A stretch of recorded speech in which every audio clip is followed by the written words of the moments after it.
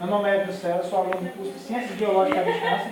Estou aqui para apresentar para vocês sobre o botulismo, que é uma doença bacteriana, ela causa principalmente pelo Clostridium botulismo. Bastante. Então é uma doença grave, aguda, afétil, não contagiosa e neuroparalítica. É resultante da ação de uma potente neurotoxina produzida pelo Clostridium botulinum e mais raramente pelo Clostridium baratii e o Clostridium botulinum. Desses aí, o Clostridium botulinum é o que causa mais doença hoje no Brasil. Os mais são raramente. Essa neurotoxina causa um bloqueio neuromuscular em humanos e animais, ocasionando uma paralisia flácida, aguda e descendente e simétrica. Então, gente, podemos ver que essa doença, como uma doença bacteriana, ela tem a grande capacidade de ela passar através, nesse caso do Clostridium botulinum, ele é bem passado pela questão principalmente dos alimentos. Por que botulismo? Esse nome é escrito devido ao latim, então, provavelmente em 1820, na Alemanha, aconteceram os primeiros casos de botulismo, principalmente com os de salsicha ou outros embutidos. Daí vem o nome Clostridium botulinum, que significa bótulos, que significa salsicha em latim. Daí, por causa desses casos que aconteceram. Em 1897, na Bélgica, ocorreu 29 casos. Também foi onde aconteceram os primeiros focos em humanos. Certo? Então, ocorreu na Europa, exatamente na Alemanha, no século XVII. As infecções e intoxicações causadas por esses agentes são responsáveis por grandes perdas econômicas nos sistemas de produção, bovinos, ovinos e caprinos e aves. Isso ocorre devido ao quê? Na agricultura, hoje nós temos um dos grandes prejuízos da venda da cama de frango, está em questão do Clostridium botulinum. Por quê?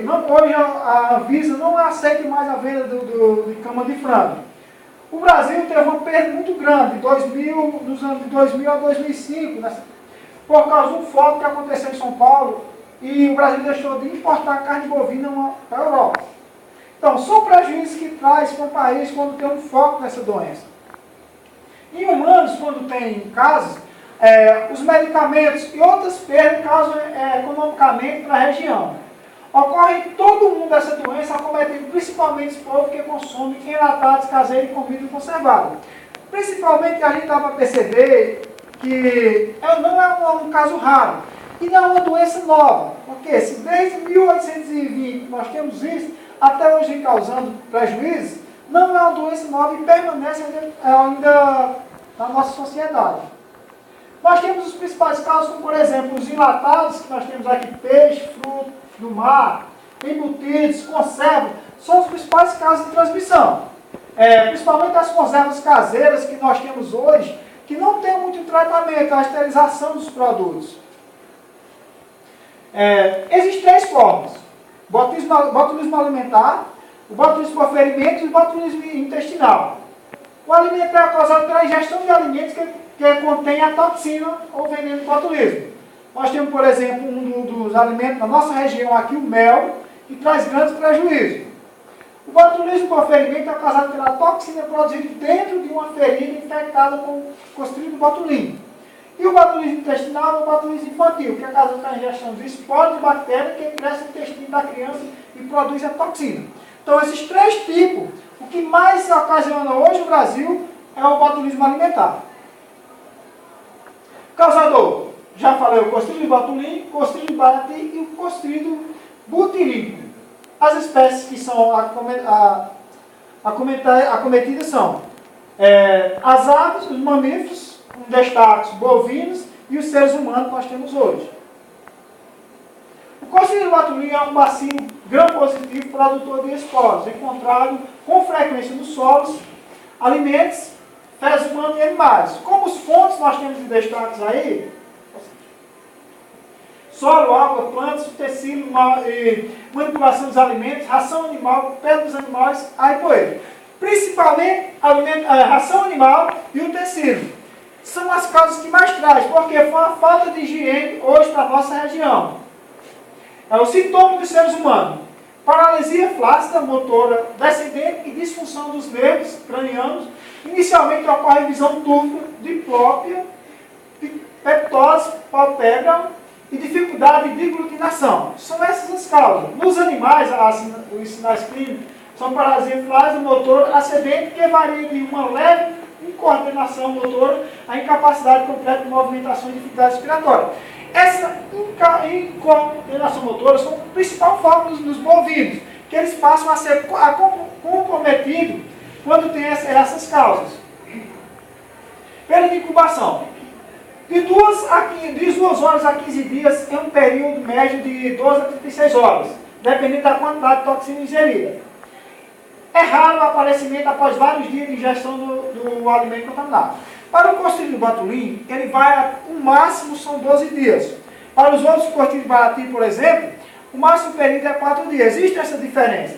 O que mais chama a atenção é quanto mais toxina ingerida, mais curto é o tempo entre a ingestão e o aparecimento da doença. Então, a quantidade de toxina ela é muito relativa, chama muita atenção. Quanto menor o tempo do aparecimento da doença, maior a gravidade e a atividade da doença. Então, quanto mais rápido ela é identificada, mais fácil de ser tratada.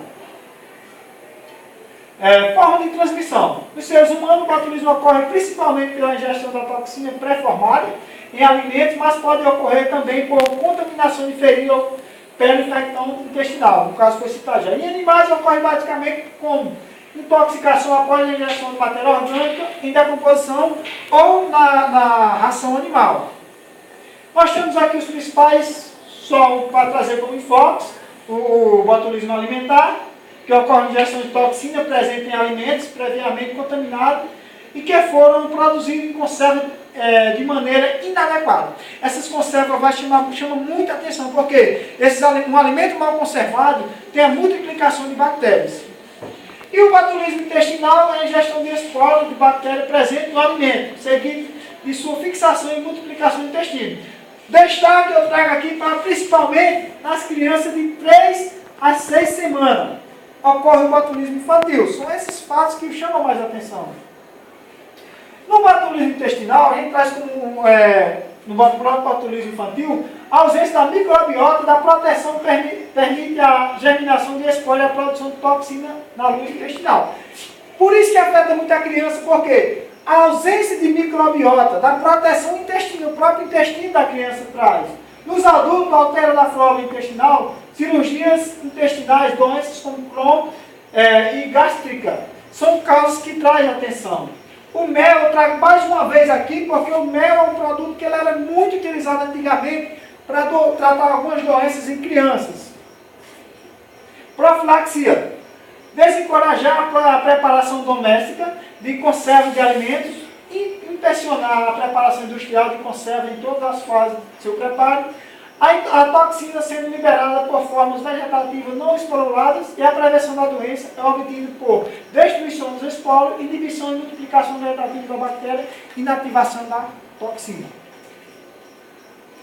Prevenção. Evitar embutidos de procedência não conhecida. Então, principalmente esses caseiros que você não vê nenhuma questão de higiene. Não ingerir alimentos como armazenamentos, que deve hoje as pessoas começarem a ter essa preocupação.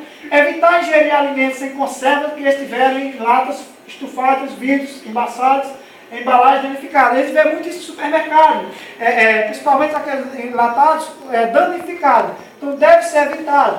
As conservas caseiras de carne, vegetais, devem ter fervido 15 minutos. Então é um período curto, dá para todo mundo fazer e temos a prevenção dessa doença. Chamo mais uma vez a atenção aqui porque a distribuição da doença no Brasil de 1999 a 2008 ocorreu principalmente nos estados da região sudeste e região sul, região centro-oeste e nordeste. Não ocorreu na região norte. Isso ocorre o seguinte, em função da alimentação desse pessoal. Por exemplo, o alimento da região sul-sudeste, as pessoas têm mais um hábito de comer embutidos e, consequentemente, há uma transmissão maior. Hoje nós temos, nessa foto mais da região norte, uma região ainda de pouca educação, podemos ver de que forma as bactérias causadoras do botulismo entram no corpo humano. O principal caso no Brasil hoje é ingestão de alimentos. Então, outra coisa que podemos destacar são as boas práticas de higiene.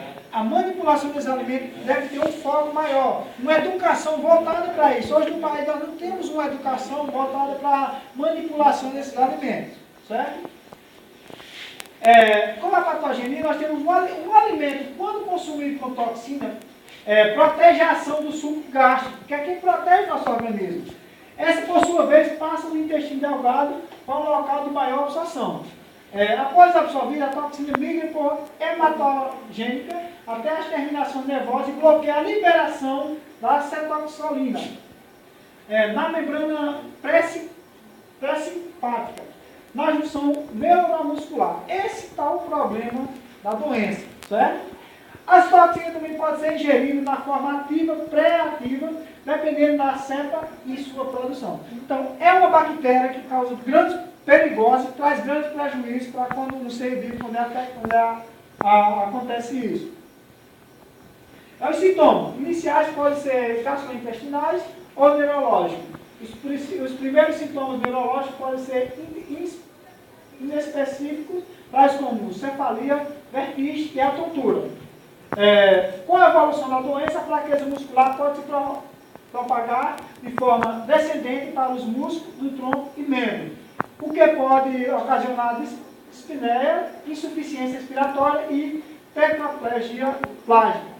Uma característica importante no quadro clínico do botulismo é a prevenção da consciência. Está aí onde entra as boas práticas e a educação para que as pessoas venham se prevenir dessa doença. Certo? O excesso de tratamento do botulismo está diretamente relacionado à precocidade com que é iniciada as condições do local onde será reduzida.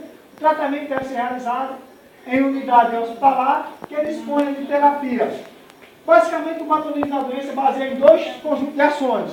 O tratamento de suporte, que é as medidas gerais de suporte e monitoramento, e o tratamento específico, visa eliminar a toxina circulante e a sua fonte de produção, que é o Clostridium botulinum na maioria dos casos.